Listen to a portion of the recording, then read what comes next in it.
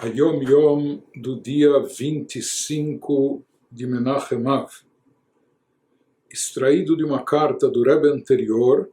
na qual ele relata a um Hassid o que o seu pai, o Rebbe Rashab Admor, o Rebbe Shalom Dovber, o quinto Rebbe de Chabad, escreve em uma das suas cartas, ou seja, ele reproduz na sua carta, o Rebbe anterior, um trecho de uma carta do seu pai,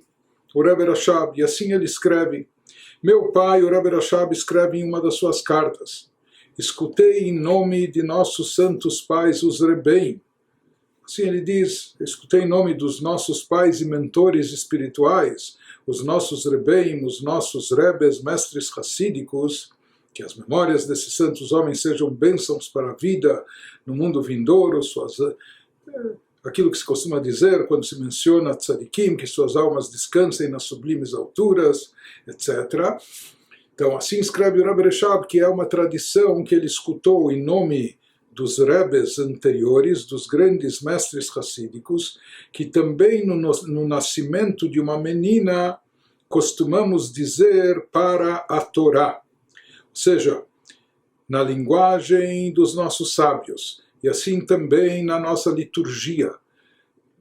Por ocasião do nascimento de uma criança, então é feito um misheberach, uma bênção especial. Eventualmente, nessa bênção que é feita na sinagoga, em geral após o pai ter sido chamado na Torá, eventualmente se dá o nome para a criança, se dá o nome para a menina, ou no caso de meninos, essa mesma bênção, esse misheberach é feito logo em seguida, acompanhando o Brit Milá, o ritual da circuncisão. E nessas ocasiões, como nós dissemos, se dá o nome judaico para as crianças. E no texto dessa bênção, então nós desejamos e almejamos que os pais possam criar essa criança, sheisku legadlo letorá lechupá ulemaasim tovim, que possam os pais ter o mérito, o privilégio de criar essa criança e educá-la no bom caminho, letorá, para o caminho da Torá, introduzindo ela no estudo da Torá, no conhecimento da Torá, levando-a mais tarde para a chupá, para o palio nupcial, ou seja, que os pais tenham o privilégio de casar essa criança, de acompanhá-la, de criá-la, formá-la, até se tornar adulta e inclusive encaminhá-la para um matrimônio, para um casamento adequado. O lemaasim tovim, que também tem o mérito de educar e formar essa criança para boas ações, que ela se torne uma benfeitora, uma pessoa que faz e pratica o bem, que cumpre as mitzvot, os preceitos divinos, assim por diante. Em algumas comunidades, quando se trata de uma menina, uma vez que tecnicamente pela halachá as mulheres não têm a mesma obrigatoriedade de estudo da Torá como os homens. Então, em algumas comunidades, quando se tratava da reza e da bênção que é feita após o nascimento de uma menina, então em algumas comunidades costumam dizer apenas que os pais tenham o mérito, o privilégio de legadlá, lechupá ulemaasim tovim, de criá-la e formá-la até o casamento, até poder conduzi-la ao matrimônio, ao palio nupcial, e também criá-la e formá-la para boas ações, para uma conduta apropriada e que ela realize boas ações. Em algumas comunidades, inclusive, associam a Torá, mas relacionam isso mais com matrimônio, sheisku legadla leben Torá lechupá ulemaasim tovim, que possam criá-la, formá-la, educá-la de forma tal que ela possa acabar se casando com um conhecedor da Torá, ou com um sábio da Torá, mas como a própria mulher, como nós dissemos, tecnicamente, talvez pelos seus afazeres domésticos, mas principalmente pela sua missão de dar carinho, aconchego aos filhos, às crianças, de cuidar da sua educação, proporcionar um lar judaico adequado para as crianças com a devida formação de Torá, mitzvot, então por isso ela está isenta de uma série de preceitos, principalmente os preceitos positivos vinculados a dias ou horários específicos. E assim também, como nós dissemos, ela não tem a mesma obrigatoriedade de estudo da Torá como dos homens. Mas o Rebbe Rashab escreve na sua carta para um Hassid, e isso é transcrito pelo Rebbe anterior numa carta sua, de que ele tem uma tradição em nome dos mestres e mentores hassídicos anteriores, que o nosso costume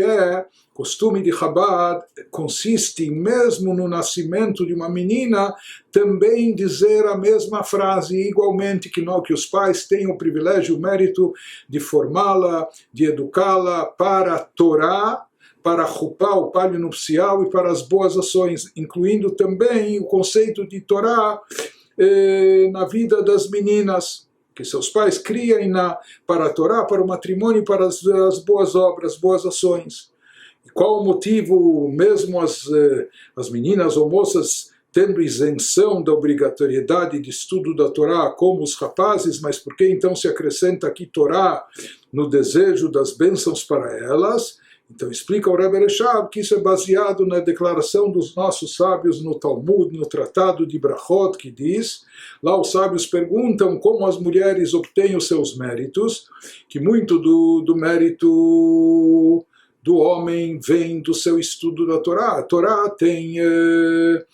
um efeito maravilhoso, ou seja, além da grande mitzvah, além do conhecimento, do entendimento, além disso, o mérito do estudo da Torá também protege e abençoa o homem que estuda, etc. Mas lá o Talmud pergunta, e as mulheres que não têm a mesma obrigatoriedade de estudo da Torá, como elas obtêm os seus méritos? E responde o Talmud, ao garantir que seus filhos estejam indo estudar Torá, e que seus maridos vão ao Beit Midrash, que é a casa de estudos onde se estuda a Torá, aguardando o regresso deles, etc. Então, se fala que a mulher também, através e por intermédio da Torá, ela também acumula méritos especiais. Por mais que talvez ela não esteja diretamente estudando Torá todo o tempo, ou como os rapazes, ou como os homens, mas no final das contas, elas, no papel de mãe, são aquelas que garantem e asseguram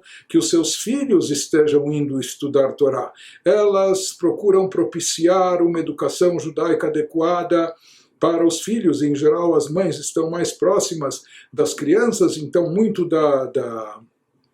educação e da formação das crianças nessa idade depende da mulher, depende da mãe. Mesmo que elas as crianças estejam em boas escolas judaicas com conteúdo religioso, estudando e aprendendo Torá, mas no final das contas, quem ajuda na hora da lição de casa, ou quem acompanha os passos das crianças e quem dá o apoio para que os meninos estudem a Torá, são as mulheres, as mães, e a mesma coisa em relação aos maridos. Quem incentiva os maridos a ir para os estudos de Torá, participar de aulas, estudos coletivos, ir ao Beit Midrash, a casa de estudos, né? É a mulher que muitas vezes ela acaba ficando sozinha em casa enquanto o marido está estudando Torá, está participando da aula, mas esse mérito do estudo da Torá, seja do marido, seja do filho, isso se reverte à mulher. Portanto, ela também compartilha do mérito do estudo da Torá. E baseado nessa passagem talmúdica aqui, que as mulheres, então, têm uma participação, direta ou indireta, no estudo da Torá, por isso é adequado dizer também, por ocasião do nascimento de meninas, que os pais têm o privilégio de criá-la e formá-la, não apenas para um bom matrimônio, não apenas para boas ações, mas também para o campo do estudo da Torá. E o nosso Rebbe enfatizou de sobremaneira esse conceito. Primeiramente, o Rebbe dizia que, de acordo com a própria Halachá, o Shulchan Aruch, não há dúvida que as mulheres elas têm até a obrigação de estudar a Torá, principalmente em relação a todos os assuntos que dizem mais respeito ao público feminino, seja assuntos relacionados com o acender de velas de Shabbat, ou assuntos relacionados com a manutenção da kashrut, da dieta kasher em casa, que muitas vezes quem está administrando a cozinha e a comida e os alimentos é a mulher. ou as leis de Tarat HaMishpachá, as leis de pureza familiar, que envolvem a ida ao mikveh, etc., que isso também está intimamente ligado com o público feminino. Então não há dúvida que as mulheres têm que estudar as leis relacionadas com essas mitzvot. E, de fato, diversas outras mitzvot, que também são de obrigatoriedade do cumprimento das mulheres. Então, não há dúvida que as mulheres têm que aprender e estudar as halachot, as leis relativas a essas mitzvot. Todas aquelas mitzvot que se aplicam por igual, tanto para homens como mulheres, que é somente Gadol Limud Shemevi Lidei Maaseh, grande é o estudo que conduz à prática. Em outras palavras, para poder praticar, saber como praticar, é necessário estudar antes. Então, para as mulheres poderem cumprir todas as mitzvot,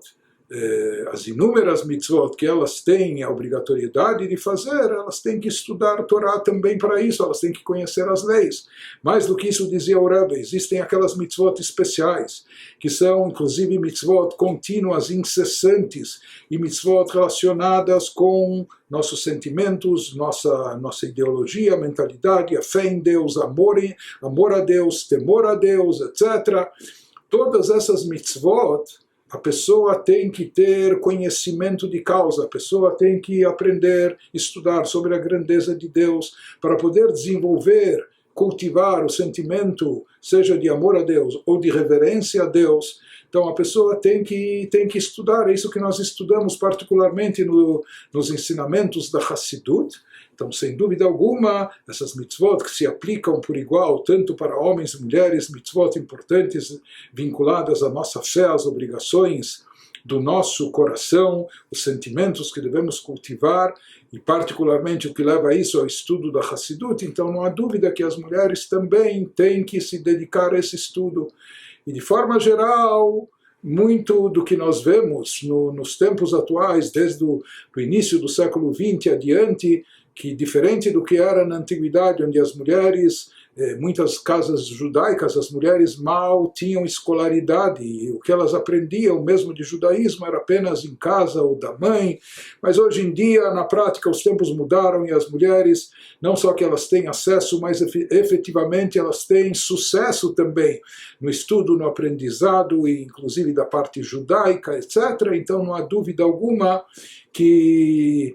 existe esse lado positivo no estudo da Torá por parte das mulheres e que tem que ser cultivado e incentivado, e por isso